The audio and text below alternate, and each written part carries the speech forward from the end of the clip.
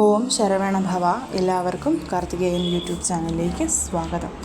നാളെ പൂയം നക്ഷത്രവും അഷ്ടമി തിഥിയും വെള്ളിയാഴ്ചയും ഒന്നിച്ചു വരുന്ന ദിവസമാണ്. ഈ 8 വസ്തുക്കൾ ഒന്നിച്ച് നാളത്തെ ദിവസം നമ്മൾ മഹാലക്ഷ്മിക്ക് സമർപ്പിച്ചാൽ തീർച്ചയായും ധനവരവും ഐശ്വര്യവും ഒക്കെ നമുക്ക് നമ്മുടെ വീട്ടിലോട്ട് മാജിക്ക് പോലെ പറന്നു വരുന്നത് കാണാനായിട്ട് സാധിക്കും. കാരണം അത്രമാത്രം പവർഫുള്ളായിട്ടുള്ളൊരു ദിവസമാണ് നാളെ. ഒരുപാട് പ്രാവശ്യം ഞാൻ അഷ്ടമി തിഥിയും വെള്ളിയാഴ്ചയും ഒന്നിച്ചു വന്നാൽ അതിൻ്റെ ഫലത്തെക്കുറിച്ച് പറഞ്ഞു തന്നിട്ടുണ്ട്.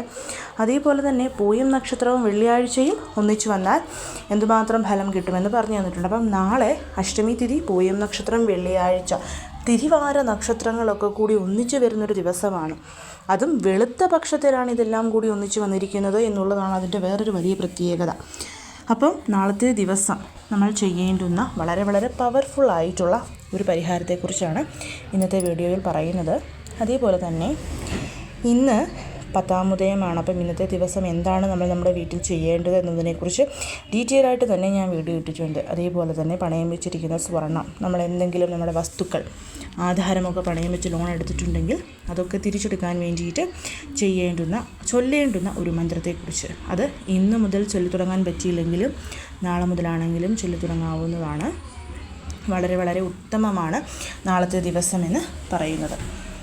അപ്പോൾ നമുക്ക് എന്താണ് നാളെ ചെയ്യേണ്ടത് എന്നുള്ളത് നോക്കാം. അതിനു മുൻപ് ആദ്യമായിട്ടാണ് നിങ്ങൾ ഈ ചാനൽ കാണുന്നതെന്നുണ്ടെങ്കിൽ ചാനലൊന്ന് സബ്സ്ക്രൈബ് ചെയ്യുവാനും വീഡിയോ മുഴുവനായിട്ട് കണ്ട് ഇഷ്ടപ്പെട്ടാൽ ലൈക്ക് ചെയ്യുവാനും ഷെയർ ചെയ്യുവാനും മറക്കരുത്. അപ്പോൾ നാളെ പൂയം നക്ഷത്രവും ഈ ഒരു അഷ്ടമി തിഥിയും രാത്രി 8:30 വരെയൊക്കെ ഉള്ളത് കൊണ്ട് തന്നെ നാളത്തെ ദിവസം നമുക്ക് കംപ്ലീറ്റ് ആയിട്ട് പൂയം നക്ഷത്രയെയും അഷ്ടമി തിഥിയെയും എടുക്കാവുന്നതാണ്. പിന്നെ നാളത്തെ ദിവസം ഏതൊരു സമയത്തും രാവിലെ 6 to 7 വരുന്ന ശുക്രഹോര, ഉച്ചയ്ക്ക് 1 to 2 വരുന്ന ശുക്രഹോര, അല്ലെങ്കിൽ രാത്രിയിൽ 8 to 9 വരുന്ന ശുക്രഹോര, ആ ഒരു സമയത്ത് ഈ മൂന്നിൽ ഏതൊരു സമയത്തും നിങ്ങൾക്ക് ഞാനീ പറയുന്ന പൂജ ചെയ്യാം. കാരണം ശുക്രഹോര സമയത്ത് വളരെയധികം പവറുണ്ട്. ശുക്രഹോര സമയങ്ങളിൽ ചെയ്യാൻ പറ്റാത്തവർക്ക് രാവിലെ 9 മണിക്ക് ഉള്ളിലും രാത്രി 5:30 മുതൽ 9:30 ആ ഒരു സമയത്തിനുള്ളിലും ചെയ്യാവുന്നതാണ്. ആദ്യം തന്നെ എപ്പോഴും പറയുന്നത് പോലെ പടിപൂജ ചെയ്യുന്നവർ പടിപൂജ ചെയ്യണം. അക്ഷയപാത്രത്തിൽ ജലം നിറയ്ക്കണം, വീടിന് മുൻപിൽ സാമ്പ്രാണി പുകയ്ക്കണം, അതൊക്കെ ചെയ്യണം. ഒപ്പം തന്നെ നാളെ ആദ്യം ചെയ്യേണ്ടുന്ന കാര്യം നമ്മുടെ ഫ്രണ്ട് ഡോറിന് സ്വസ്തിക് വരയ്ക്കുക എന്നുള്ളതാണ്. ഫ്രണ്ട് ഡോറിലെ സ്വസ്തിക്ക് നമ്മുടെ വീട്ടിലോട്ട് ഐശ്വര്യവും ധനവരവും പുരോഗമനവും അങ്ങനെയുള്ള ഒരുപാട് കാര്യങ്ങൾ കൊണ്ടുവരും. എല്ലാ വെള്ളിയാഴ്ചകളിലും നമുക്ക് ഫ്രണ്ട് ഡോറിന് മുൻപിൽ സ്വസ്തിക് വരയ്ക്കാം. അങ്ങനെയല്ലെങ്കിൽ അമാവാസി, പൗർണമി ദിവസങ്ങളിൽ, മാസത്തിൽ 15 ദിവസം കൂടുമ്പം, അങ്ങനെയല്ലെങ്കിൽ മാസത്തിൽ ഒരിക്കൽ വരുന്ന പൂയം നക്ഷത്ര ദിവസം നമുക്ക് ഫ്രണ്ട് ഡോറിന് മുൻപിൽ സ്വസ്തിക് വരയ്ക്കാവുന്നതാണ്. അപ്പം നാളെ സ്വസ്തിക് വരയ്ക്കുമ്പോൾ കുങ്കുമം എടുക്കണം, ഒരു പിഞ്ച് മഞ്ഞൾപ്പൊടി, പച്ചക്കർപ്പൂരം, ജവ്വാത് ഇതൊക്കെ ഉണ്ടെങ്കിൽ ഇട്ട് ശുദ്ധമായ റോസ് വാട്ടർ അല്ലെങ്കിൽ ജലം, കുങ്കുമപ്പൂ ഉണ്ടെങ്കിൽ കുങ്കുമപ്പൂവും ഇടാം. ഇതെല്ലാം കൂടെ മിക്സാക്കി ഫ്രണ്ട് ഡോറിന് മുൻപിൽ ഒരു സ്വസ്തിക് വരയ്ക്കുക. ആ സ്വസ്തിക്കിന് സാമ്പ്രാണി തിരികൊണ്ട് പുക കാണിക്കണം. അതിനുശേഷം നമ്മൾ നമ്മുടെ വീട്ടിലെ മഹാലക്ഷ്മി ഫോട്ടോ വിഗ്രഹം എന്താണോ ഉള്ളത് അത് തുടച്ച് മഞ്ഞൾ കുങ്കുമം പൊട്ട് വെക്കണം. ഇനി പൂജയായിട്ട് ചെയ്യാൻ താല്പര്യമില്ലെങ്കിൽ നാളത്തെ ഒരു ദിവസം നിങ്ങൾ നിങ്ങളുടെ നിലവിളക്കിന് 5 തിരിയിട്ട് നെയ്യൊഴിച്ച് കൊളുത്തി പറ്റുന്ന പൂക്കൾ കൊണ്ട് ആ നിലവിളക്കിന് ചുറ്റും അലങ്കരിച്ച് വെക്കേണ്ടതാണ്. ഇതിന് ശേഷം നമ്മൾ അഷ്ടമി തിഥി, അഷ്ടമി എന്നാൽ 8 ലക്ഷ്മികളെ സ്തുതിക്കുന്ന ദിവസമാണ്. ഒന്നെങ്കിൽ നിങ്ങൾക്ക് 8 ദീപങ്ങൾ എടുക്കാവുന്നതാണ്. അതായത് നെയ്ദീപം 8 എണ്ണം കിഴക്കോട്ട് ഫേസ് ചെയ്യുന്ന രീതിയിൽ കൊളുത്തി വെക്കാം, 8 ലക്ഷ്മികളായി ഭാവിച്ച്. അങ്ങനെയല്ല അഷ്ടലക്ഷ്മി വിളക്കോ അഷ്ടലക്ഷ്മി ഫോട്ടോയോ ഉണ്ടെങ്കിൽ അതുപയോഗിക്കാവുന്നതാണ്. അതിനുശേഷം മഹാലക്ഷ്മി ദേവിക്ക് മുൻപിലായിട്ട് ഒന്നെങ്കിൽ 8 പൂക്കൾ എടുക്കുക. താമരപ്പൂവ്, റോസപ്പൂവ്, മുല്ലപ്പൂവ് അങ്ങനെയുള്ള എന്ത് പൂക്കളും ആയിക്കൊള്ളട്ടെ, മിക്സ് ചെയ്തോ അങ്ങനെ അല്ലെങ്കിൽ ഒറ്റ പൂക്കളായിട്ടോ 8 എണ്ണം എടുക്കാവുന്നതാണ്. അതിനുശേഷം ഒരു ചെറിയ യെല്ലോ കളറിലെ ക്ലോത്ത് എടുക്കുക. ആ ക്ലോത്തിൽ 8 മഹാലക്ഷ്മി വശ്യം ചെയ്യുന്ന വസ്തുക്കൾ വെക്കണം. അതായത് ഒരു ഏലക്ക, ഒരു ഗ്രാമ്പു, ഒരു പട്ട, ഒരു പച്ചക്കർപ്പൂരം, ഒരു തുളസി ഇല, ഒരു കൂവളത്തിൻ്റെ ഇല, അതേപോലെ തന്നെ ഒരു നെല്ലിക്ക, ഒപ്പം തന്നെ നമുക്ക് ഒരു ജാതിക്ക, അതായത് ഏലക്ക, ഗ്രാമ്പു, പട്ട, ജാതിക്ക, പച്ചക്കർപ്പൂരം, നെല്ലിക്ക, അതേപോലെ കൂവളത്തിൻ്റെ ഇല, തുളസി ഇല, 8 വസ്തുക്കൾ. ഇതിൽ നിങ്ങൾക്ക് ഓൾട്ടർനേറ്റീവായിട്ട് ഇപ്പം നിങ്ങളുടെ കയ്യിൽ ഞാൻ ഈ പറഞ്ഞ 8 വസ്തുക്കളിൽ എന്തിൻ്റെയെങ്കിലും ഒരു അഭാവമുണ്ടെങ്കിൽ ഗോമതീചക്രം, കവടി, അതേപോലെ താമര വിത്ത്, ഇതിൽ 3 എണ്ണം ഉണ്ടെങ്കിൽ ഇതിലേതെങ്കിലും ഒന്ന് ആഡ് ചെയ്യാം. ഒപ്പം തന്നെ 1 രൂപയുടെയോ 2 രൂപയുടെയോ 5 രൂപയുടെയോ നാണയമുണ്ടെങ്കിൽ അതും ആഡ് ചെയ്യാം. ഞാൻ ഈ ആദ്യം പറഞ്ഞ 8 വസ്തുക്കളാണ് ഏറ്റവും ഓസ്പീഷ്യസ് ആയിട്ടുള്ളത്. അപ്പം അതിൽ നമ്മുടെ കയ്യിലില്ലാത്ത വസ്തുക്കൾക്ക് പകരമാണ് ഗോമതീചക്രം, കവടി, താമര വിത്ത്, 1 രൂപ, 2 രൂപ, 5 രൂപ, ഇതിലേതെങ്കിലും ഒന്നിൻ്റെ നാണയം, മഞ്ഞൾ അല്ലെങ്കിൽ മഞ്ഞൾ കഷ്ണം, ഈ വസ്തുക്കൾ ആഡ് ചെയ്യാമെന്ന് പറഞ്ഞത്. എന്നിട്ട് നമ്മൾ ആ യെല്ലോ കളർ തുണിയിൽ ശ്രീമെന്നുള്ള മഹാലക്ഷ്മിയുടെ ബീജമന്ത്രം നമ്മൾ സ്വസ്തിക്ക് വരച്ചല്ലോ ആദ്യം തന്നെ നമ്മുടെ ഫ്രണ്ട് ഡോറിൽ, ആ ഒരു മിക്സ് അതുകൊണ്ട് തന്നെ നമ്മൾ ശ്രീമെന്നും കൂടിയിട്ട് എഴുതണം ആ യെല്ലോ കളർ തുണിയിൽ. അതിനുശേഷം ഓരോ ലക്ഷ്മികളുടെയും പേര് പറഞ്ഞ് ഈ 8 വസ്തുക്കളും നമ്മൾ ആ ശ്രീമിലോട്ട് വെക്കുക എന്നുള്ളതാണ്.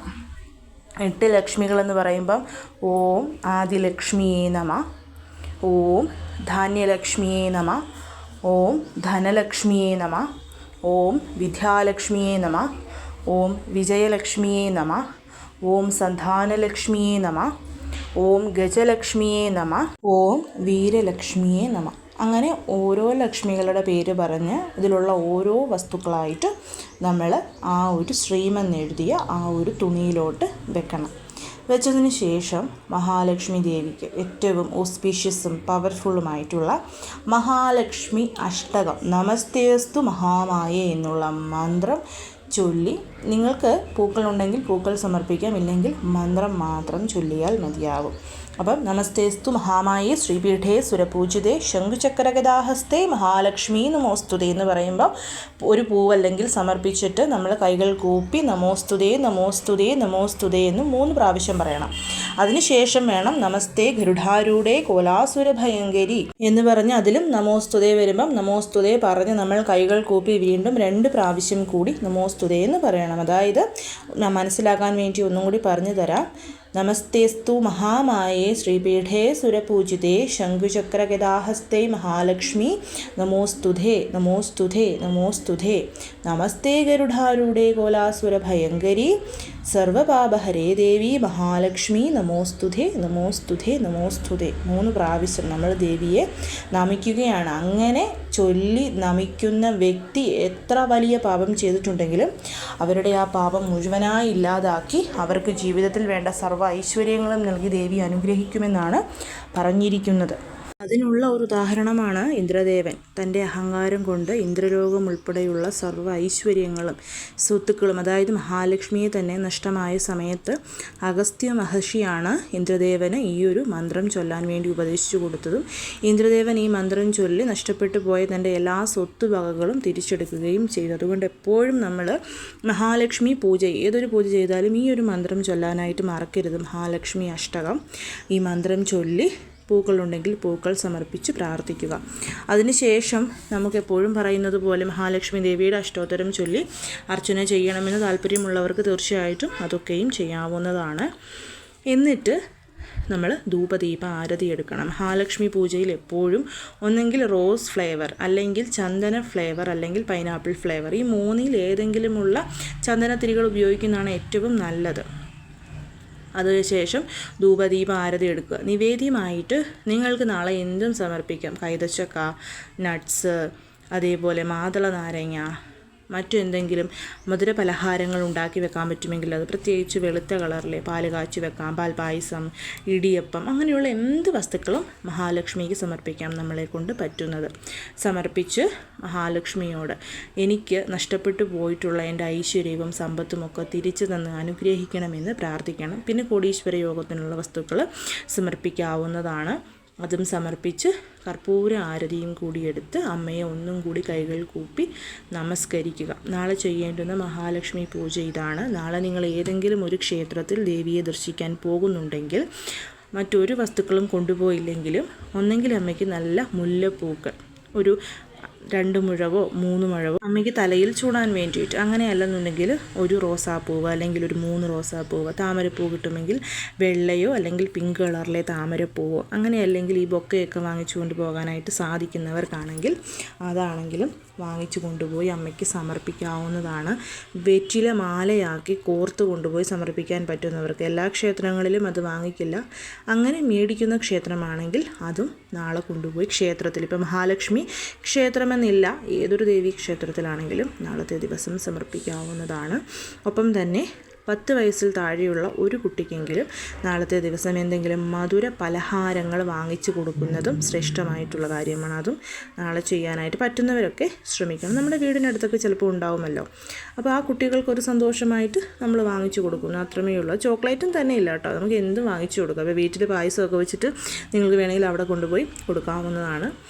അപ്പം ഇതാണ് നാളെ ചെയ്യേണ്ടത്. പിന്നെ എല്ലാ പൂയം നക്ഷത്രത്തിലും നമ്മൾ പറയുന്നത് പോലെ വടക്ക് കിഴക്ക് ഭാഗത്ത് നെയ്ദീപം കൊളുത്തണം. അതേപോലെ തന്നെ ലക്ഷ്മി നാരായണ മന്ത്രം ചൊല്ലണം. പിന്നെ ലക്ഷ്മി കുബേര പൂജ അത് ഇന്ന് ചെയ്തു എന്നുണ്ടെങ്കിൽ നാളെ ചെയ്യാവുന്നതാണ്. അതേപോലെ തന്നെ ഭഗവാൻ മുരുകന് ഷഡ്കോണ ദീപം അത് നമുക്ക് നാളെ കൊളുത്താവുന്നതാണ്.